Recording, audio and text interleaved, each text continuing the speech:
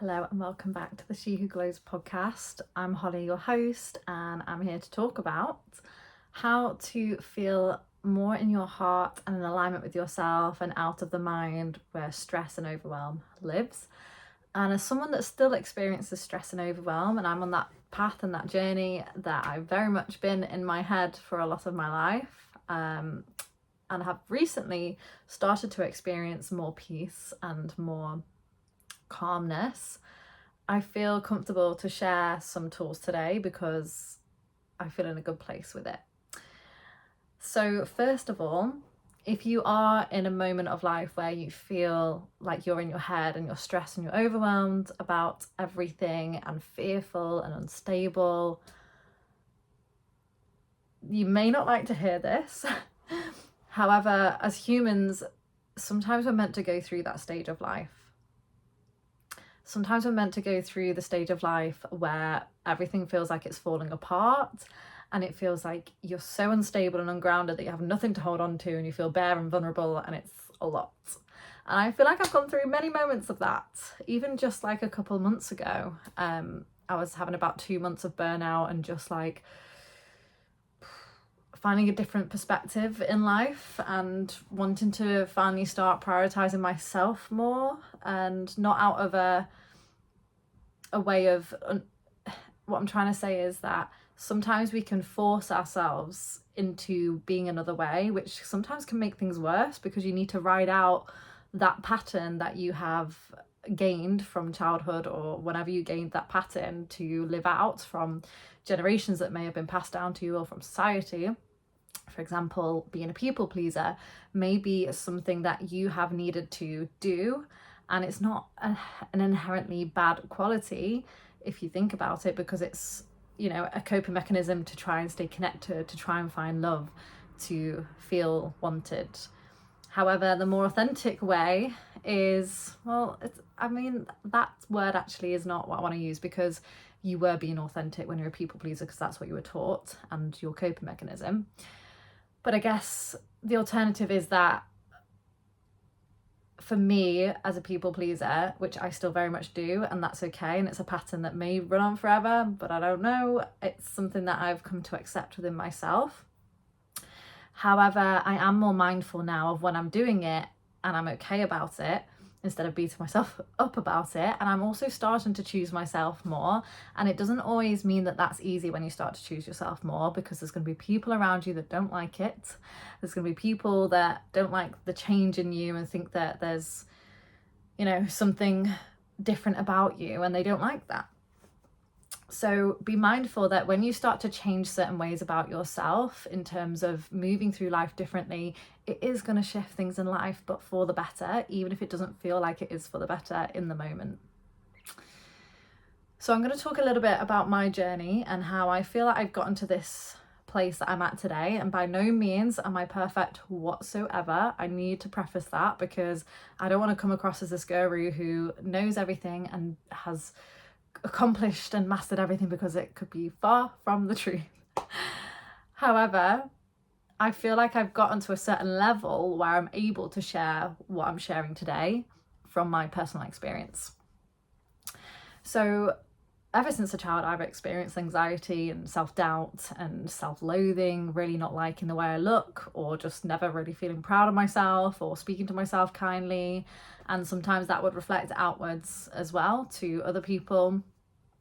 Very judgmental.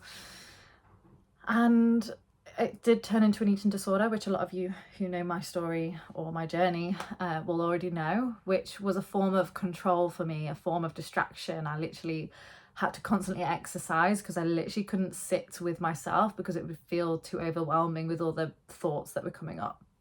Now, one thing that helped me during that time was journaling. I didn't know what journaling was. It wasn't a thing that I knew of. However, I was keeping so many secrets and really struggled to lean on people and struggled to be vulnerable with people, that the only thing that I wanted to do was to get my thoughts down on paper, because it felt like I literally had to, otherwise I was going to combust, because it was just too much to hold. It was a lot of stress and a lot of pressure that I was holding on to myself with all these thoughts and feelings I was having about myself. So as I was journaling, I was literally writing what was coming off of my mind through my hand onto the pen and paper. And I looked back at it and it was actually like gobsmacking that was what I was thinking about myself. I was like, oh my God, I can't actually believe that I think that about myself. Oh my God, I think I've just realised that I'm holding this mic and it's not even working. So give me a second to turn it on. I don't know why that just popped in my mind. Sorry about that. Let's hope it works. No, it's not working today, so we got no mic. We're just going to roll without it. That's really made me laugh. Anyway, so yeah, I was gobsmacked that they were literally my thoughts on the paper. And it was also kind of funny at the same time because I thought, they're actually not my thoughts. Like, I don't actually think that about myself. Like, I know I don't. Like, that is not even me. It was this weird out of body experience that's hard to explain. It's just like, I know that I don't genuinely think that about myself. Like, that's either come from somewhere else, someone else. It's just not my natural thoughts. So from that moment, it kind of, yes, it took me a while to process and like a while to do this journaling exercise, a lot of crying of like what I'd been doing to myself and understanding what I'd been doing to myself. But then as I decided to journal more, it was actually becoming a bit funny. That sounds really insensitive. Like, I was actually laughing at myself that I was having these thoughts. And, you know, this whole process has been an ongoing thing for the rest of my life to have more loving thoughts towards myself and have more self-love towards myself. And so I think something else that helped me was being around friends that pulled me out of my shell, because I very much loved to just stay in and not see anyone because it just felt easier to not put on a mask and pretend everything was okay. So having friends that really pulled me out of my comfort zone, pulled me out of the house quite literally. I had friends sometimes come over being like, why aren't you answering your phone? Like, come on, let's go, which I'm really appreciative for. And then also going traveling when I was 19 really stepped me out of my comfort zone, and doing musical theatre, the amount of things that I had to do to put myself out of my comfort zone, like doing improv or singing, which was really like such a block for me, was crazy. Also, when I'd gone on the cruise ship, so much more came up for me in terms of body image issues and just recurring patterns. I think you go through like the spiral journey in life where you go to the next level and the next stage of your certain woundings and things like that. So yeah, the more things you overcome within that certain wound, for example, my body image was something that really came up then, and I was able to overcome it with eating what I wanted to eat and things like that. You then start to get to the next level, which sometimes can feel harder, because to get to the next level, the stage has to be harder, right? And probably more scary for you to overcome it to the next level. And then I moved to London, went through a whole breakup, went through quite a few breakups, but I won't go too deep into that.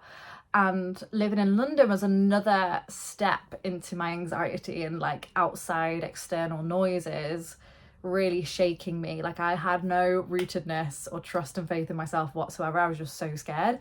I would say I've always been pretty good at still jumping and leaping, even though I felt scared anyways. But there's a fine line between doing it too quickly instead of just taking it slowly and creating those foundations. And one of those was to actually decide to become a full-time yoga teacher in London, which was super scary because I didn't have that regular income. Obviously, London rent and everything's expensive, and it ended up working out. So I'm so grateful for that. However, a lot went on there as well, where I had to really like process a lot of things. Like, I was like crying every single day. I was processing so much stuff and learning about myself in therapy and learning how to be single without a boy and feeling worthy by myself, and getting over the fear of potentially being alone forever by myself and maybe not having the dream of having kids and marriage or a house and things like that. And that basically is manifestation. Getting over the fear of not getting what you want brings you what you want, which sounds so counterintuitive, but it really does work. And so where have I got to in this space to get to myself here now? I think getting out of the mind, for me, the thing that's always helped me is yoga, is meditation and breath work and walking in nature. and also healing and confronting my thoughts and feelings and speaking them out loud, whether that's to a therapist or to myself, and just bringing more awareness around who I am and what I hold on to as well, because your girl still holds on to a lot despite me holding space for other people, because I'm just human as well, and I trust the unfolding of when these things are meant to come up to be released as well. So I don't believe that there's ever one stage of, oh, you're a healed human now. Well, maybe that happens for some people, I don't know. However, I do think that we go through those layers of uncovering more and more, like a rose, until you get to that purity within you, which is your divinity, how you came into life, which was pure godly source and light and power. And we're kind of what people would call it the matrix, born into the matrix, where you start to doubt yourself, or you start to think that you need to be someone else than you actually are at your true essence.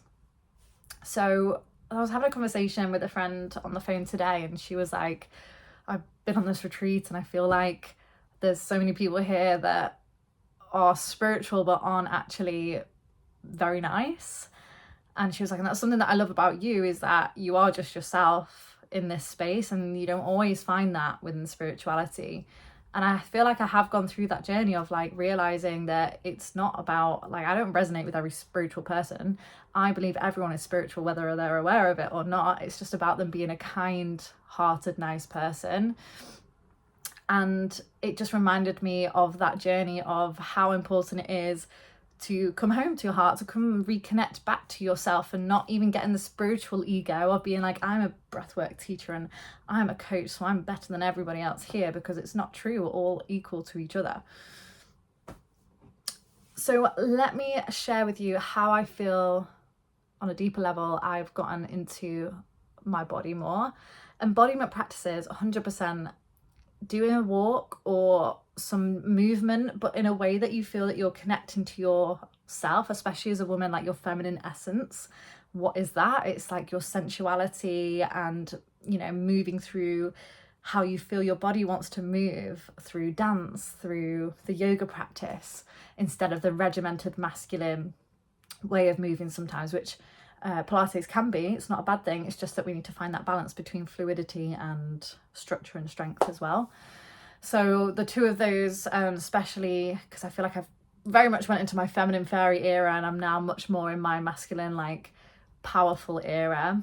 I'm ready to get back into strength training that's going to bring more strength into my body. I've been doing Pilates, which has been connecting me more to my center, and there's something so powerful about connecting to your center, because that's where your solar plexus is, your personal power, the seat of your soul, some people say.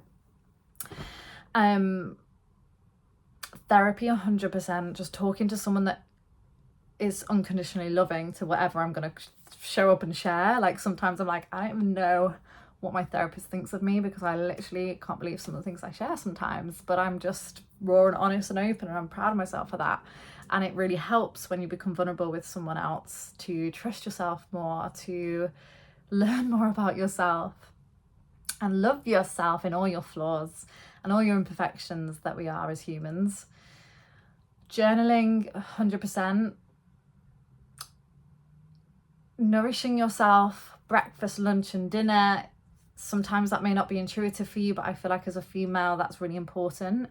With healthy foods, I've really been into Chinese medicine. Soups and stews have been really like warming and nourishing. Even though I'm absolutely red hot today, I'm still going to be having a soup. It's so warm in England, but I'm going to be having a soup because that's good for my digestion. And sometimes we overload the body with way too much. Like, our bodies actually don't need too much. And I don't want to give any advice in terms of like nutrition or anything like that, but yeah, your body needs more fluids than anything, and obviously nutrition, which is why I love soups and stews and things like that. What else? I think being out there in the world, showing up as who I am. So I had to come back from London back to my hometown, and not to put my hometown down, but it is quite small-minded. It is quite egotistical. It is quite appearance-like. Not appearance-like, I don't know what the word is, but like people care about how they look, or in terms of how they come across to you anyways. Putting on these masks and performance, that kind of thing.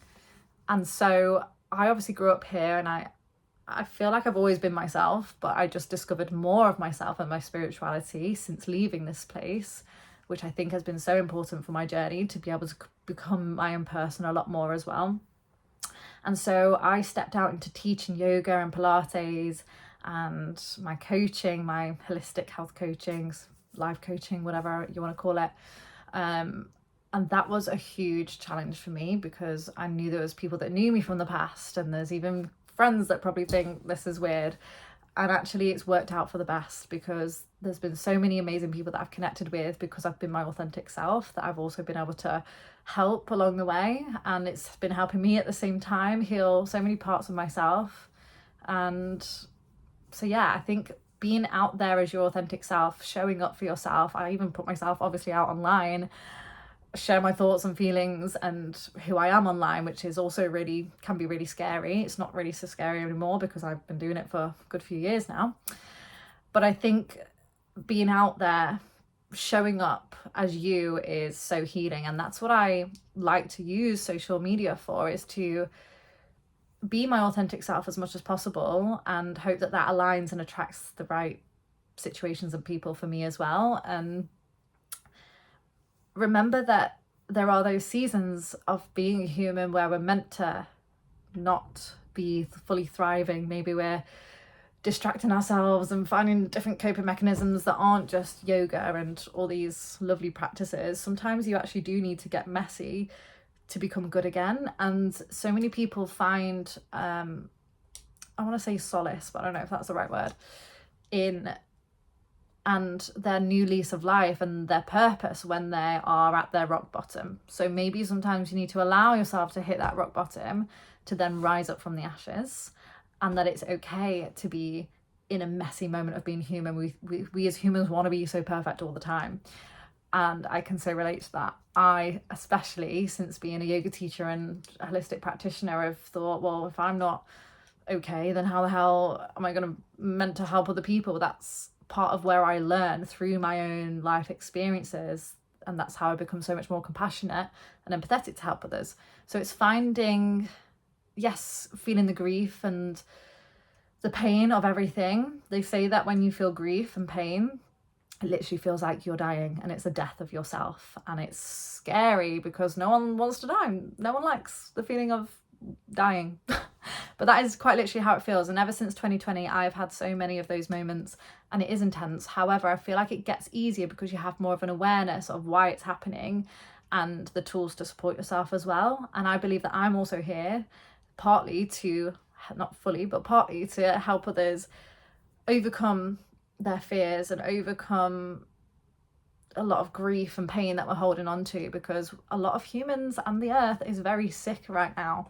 I'm actually helping a lot of people bring more awareness to around what they are using on their body, products and chemicals that are so intertwined in our everyday life and making us literally sick in mind, body, soul. And not that you need to necessarily change everything, but bringing that awareness around how you're feeling in your body, in your space, and what you're putting on yourself and around yourself goes so much deeper than just the products. It's around the certain people and how sick we are in our minds of like how we think about ourselves, which isn't like our true nature. Our true nature is to completely love ourselves and each other. And there's wars going on and there's all sorts of things going on. And I don't want to say this to scare you, because I've definitely gone through those years of feeling overwhelmed with the state of the world. But actually, when you're aware of that, it's about realizing this state of yourself and how you are within yourself. That is something that needs to be addressed. And when you address your own self and your own issues, or I don't want to say issues, but your own pain and grief, that's when life starts to get better. I know not everybody on this earth is on a healing journey, and I know that I am on this earth to go through I'm on a soul path, which is to learn more about myself and my healing and life. And so if you're listening to this, then you're in the right space if you're on that journey as well and you feel called to that. It's not an easy one, so well done for being a brave soul and a brave heart. And I'm just so excited to hold your hand through this process by me sharing my experience, to hope that we don't feel as alone and to also support you through the process. So with that being said, I hope that this has been helpful, and if you've got any more questions, please let me know. Before I go, I'm going to say one more thing. So I do have a membership that is being created right now. So I'm very excited to share more about that in the next few weeks, which we can connect more together through online. So I'm super excited about that. But whilst that's being created behind the scenes, I have loads of free content on this podcast, on my Instagram, on my YouTube as well. And I also do one-to-one coaching. If you're open to doing that, feel free to look at my website and I'll link everything down below. The last thing I want to share is when I was in a therapy session, I was just talking about everything that I was feeling shit about and everything I was overwhelmed about, and it was all just coming out of me.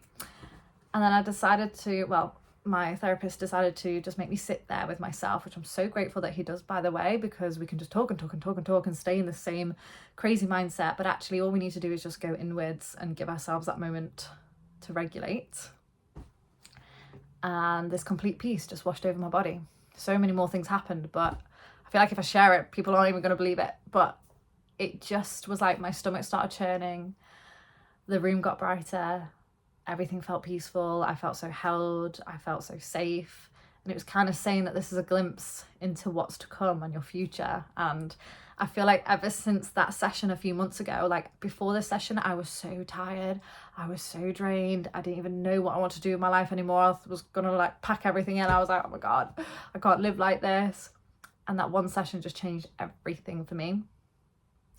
And since then, yes, there's still been moments of grief because there's still more to come, still more moments of down. However, there's been less of them, and not that there will ever be that much less of the grief moments, but more so that there's been more peace in my body, there's been more regulation, there's been more calmness and trust and faith and excitement. I remember feeling this excitement in my belly for what's to come for me, and I've never ever felt that truly in my life before about my future, which sounds kind of sad at the same time, but it's not, because that's just been my experience. So I just want you to know that don't try to force anything. Trust your intuition, which is the pull to something.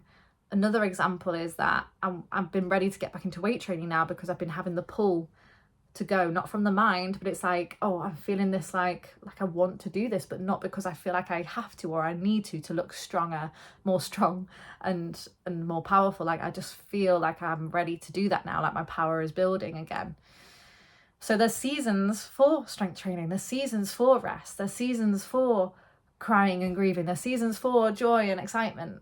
So allow whatever is happening to you right now to be there, and allow support and help in, something that I'm not always that great at, but so good at helping other people, and something that I'm learning to allow myself to lean into others more and lean into life more and trust and faith. So I'm so grateful that you're on this journey with me, and I love you, and I'm giving you a big hug through the screen, and we've got this. Thank you so much for listening, and I'll speak to you soon.